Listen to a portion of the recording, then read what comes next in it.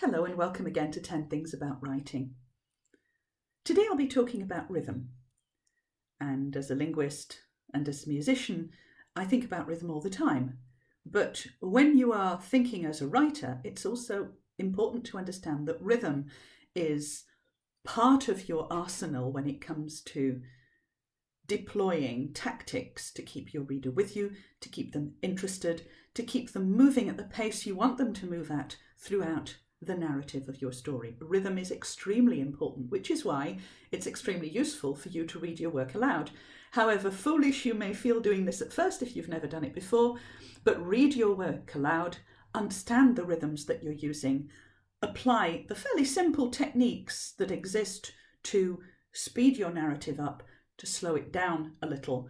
Understand that this primarily is the way that a lot of your readers will experience the momentum of the journey that you're taking them on. Now, when we think about rhythm, we often think about poetry, which is fair enough. Poetry has a kind of inbuilt rhythmic structure, from the limerick, which is a pounding, idiotic rhythm. A lot of English poetry from a certain era has pounding, thundering rhythms that are so inbuilt into the poetry itself that sometimes the words don't really matter, and what you're listening to is a sort of pounding beat of drums. Some poetry is much more fluid, but it still has its own built-in rhythms, and it's sometimes interesting to study poetry as a means of applying some of the techniques to prose. And so I've got this splendid book, The Rattlebag, which is a sort of lovely compendium of all kinds of different poetry.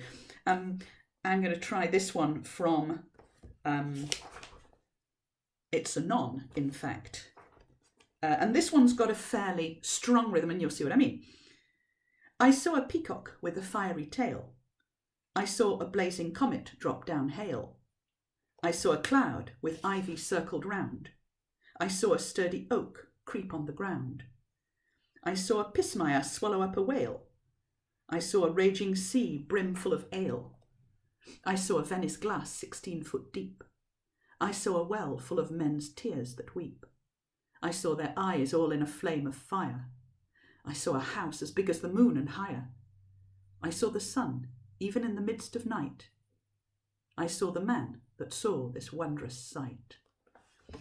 What you've got here is a deliberately repetitive rhythm. And when you read it aloud, you realise that you are reading it in a certain way, pausing at the end of phrases in a certain way. You are almost entering a hypnotic state when you read words that are structured in that kind of rhythmic way. And rhythms throughout history have been used to enter altered states of consciousness. Shamans used drumming and dancing and spinning as rhythms. You can do the same. You don't have to be writing poetry to do this. But to understand that rhythms affect the way you perceive the world, affect your state of consciousness, this is an important thing to a writer, because effectively that's what you're asking the reader to do, to enter an altered state of consciousness. Reading poetry is a good way to understand this, because poetry is based not only on the lines, but also on the pauses at the ends of lines, at the pauses after commas and colons and semicolons. And when you read them aloud, you automatically enter the process of interpreting the composition, and you are in some way manipulated by the writer to read at a certain speed. And when you're telling a story, that's important. Let's have a look at some prose examples, because I'm thinking that most of you will be writing prose. One of the simplest rhythms in prose is the short sentence versus the long sentence. And I may have told you before in one of these little tutorials that very often the shorter your phrase, the faster the action, the longer the phrase, the more the action tends to be slowed down. And this is true with modern prose, but also fairly old writing too. And I'm going to try a little passage from Henry James' The Turn of the Screw, which is Generally written in quite a sort of lengthy, wordy, old-fashioned style, but knows how to speed up when you need it to. And the rhythm of this passage is particularly important because, well, I'll leave it to you to decide.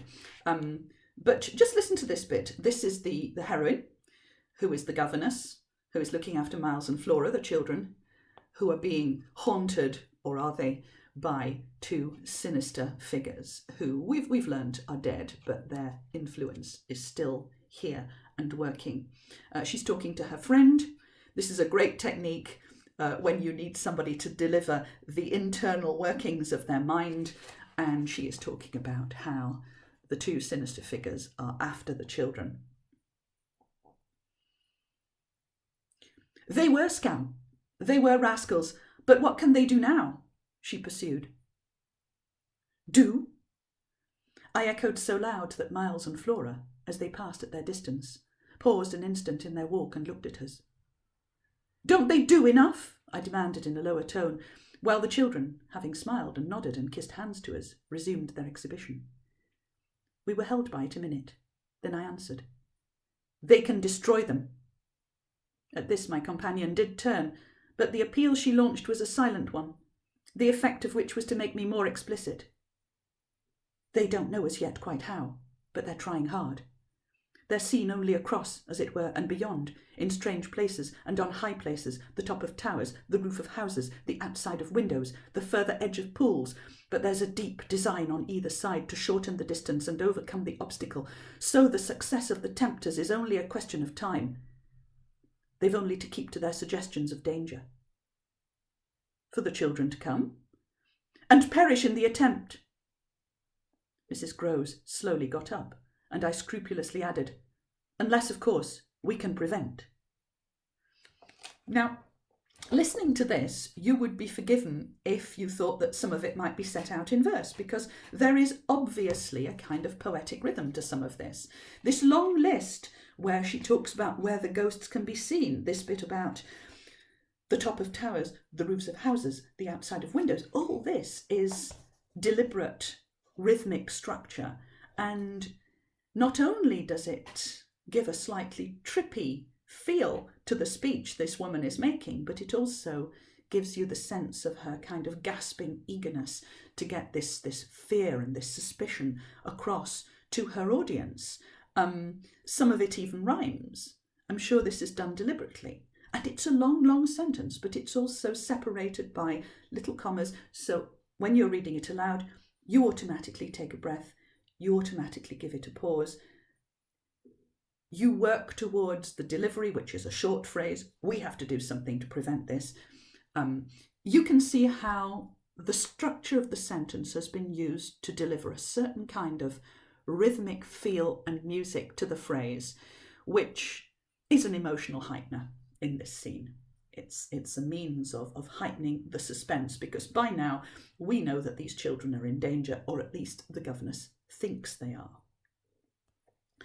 It works as well, equally well, with very modern writers. This is a proof of Lee Child's Gone Tomorrow, and he is no Henry James, but he uses quite similar rhythmic devices to build and then sustain tension. What you don't want when you're trying to tell a tense story is lots of long, long sentences, because long sentences will not necessarily take your reader with them. Sometimes they can lose the reader. You have to be careful. You have to make sure that your reader doesn't sort of zone out in the middle of a sentence, and some writers use tremendously long sentences, and it's not great stylistically, because not only do they lose the beat of their narrative, but they lose their readers as well, and they lose the meaning of what it is that they're trying to say. So this is the opening of a thriller. Lee Child does thrillers very well. And look and listen to the sound of the sentence as it develops. This is an opening. Suicide bombers are easy to spot. They give out all kinds of telltale signs, mostly because they're nervous. By definition, they're all first-timers. Israeli counterintelligence wrote the defensive playbook. They told us what to look for. They used pragmatic observation and psychological insight and came up with a list of behavioural indicators. I learned from the list from an Israeli captain 20 years ago. He swore by it. Therefore, I swore by it too, because at the time I was on 3 weeks detached duty, mostly about a yard from his shoulder, in Israel itself, in Jerusalem, on the West Bank, in the Lebanon, sometimes in Syria, sometimes in Jordan, on buses, in stores, on crowded sidewalks. I kept my eyes moving and my mind running free down the bullet points. 20 years later, I still know the list. And my eyes still move. Pure habit. From another bunch of guys, I learnt another mantra. Look, don't see. Listen, don't hear. The more you engage, the longer you survive. Now, he is doing exactly the same as Henry James here.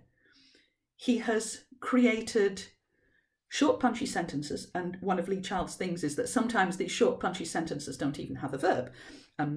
But he does this in order to rack up the speed and the tension of the delivery. And then, from time to time, he'll do a long sentence. And the long sentence often delivers information, like, the stuff about the Israeli army captain. And sometimes it's a listicle with the commas and the beats, creating a more structured, lengthy sentence with small snippets of information delivered with commas in between, exactly the same, in fact, as the Henry James passage, except that Lee Child isn't using Henry James' poetic vocabulary. He is using Lee Child very plain vocabulary. But the rhythm and the build-up is very, very similar. Last one, I'm going to give you something completely different. This is from Anthony Burgess, A Clockwork Orange. Not a thriller, but certainly plenty of action in it. And this is not just about rhythm, this is also about the music of the language, which in poetry you expect the language to be musical, or at least to have a certain type of resonance, but in prose it works exactly the same way. In poetry, sometimes you don't need to know what a specific word means. All you hear is the music of it, the rhythm of it. It gives you an impressionistic feeling about the passage, and you know instinctively what it means. Well, this book works much the same way. I guess you'll know what it's about, but this is the beginning. This is Alex introducing himself, and so you get the benefit of both voice and pacing, and how the music and the rhythms of the language are going to develop into your story. This is the bit that's supposed to hook the reader and pull them in. What's it going to be then, eh? That was me. That is Alex. And my 3 droogs. That is Pete, Georgie and Dim. Dim being really Dim. And we sat in the Corova milk bar, making up our rassadocs what to do with the evening. A flip dark chill winter bastard though dry. The Corova milk bar was a milk plus mesto, and you may say, oh, my brothers have forgotten what these mestos were like. Things changing so scurry these days, and everybody very quick to forget. Newspapers not being read much neither. Well, what they sold there was milk plus something else.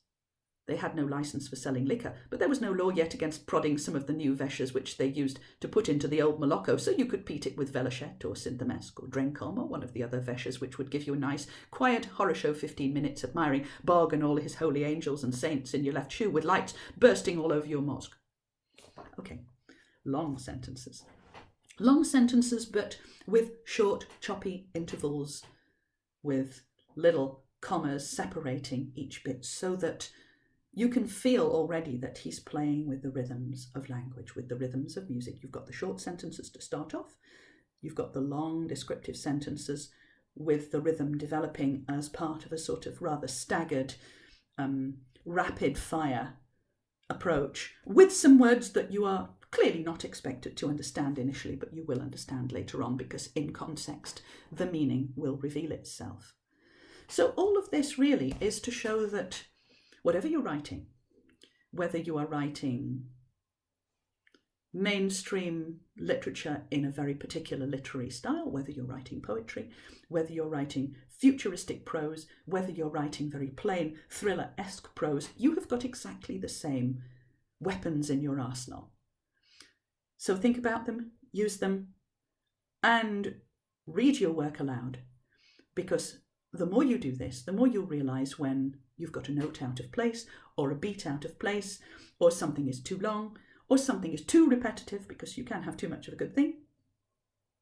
So keep doing that, and eventually, I promise you, it will feel less and less foolish as you do it, and it will feel more and more like a process that you need to undergo to be a really spectacularly good writer. Till next time, all the best, happy writing, bye-bye.